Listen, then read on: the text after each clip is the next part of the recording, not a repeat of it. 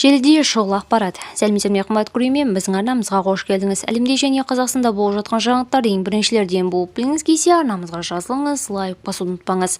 Қызылордада жігіт өз әйелін жүкті қылғаны үшін сотталып кетті. Қызылорда облысында жас жігіт 15 жастағы әйелін жүкті қылғаны үшін 12 жылға сотталды. Нұртілеу мен Аяла шаңырақ көтерген кезде қыздың жасы 15 жаста еді. Ата-аналарының рұқсатымен молдаға некелерін қидырған.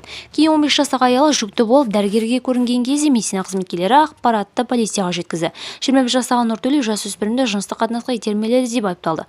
Бала түсіп қалу қаупі бар деген соң өзеге түсірдік. Бір аптадан кейін полиция шақырды. Содан тергеу басталды. 3 ай баламды тергеуде сандалтты. Анау әншілердің қыздары кетіп жатыр ғой. Қанша әншілердің қыздары ерте күйеуге шықты. Оларға заң жоқ та бізге келгенде заң бар ма?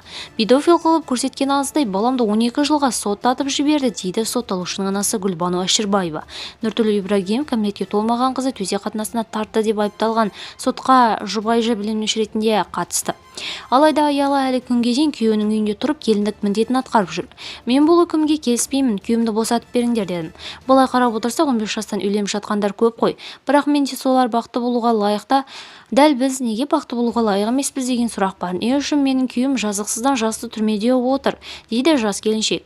Қылмыстық іс жабық түрде қаралып, қылмыстық кодекстің 122 бабы 3 бөлігінің 1 тармағына көзделген қылмыстық жасағаны үшін кінәлі деп танылды. Оған кәмелетке толмағандармен жұмыс істеу және мұғалімдік қызмет атқарудың өмір бойына айыра отырып, 12 жыл мерзімге бас бостандығынан айыру жазасы тағайындалды.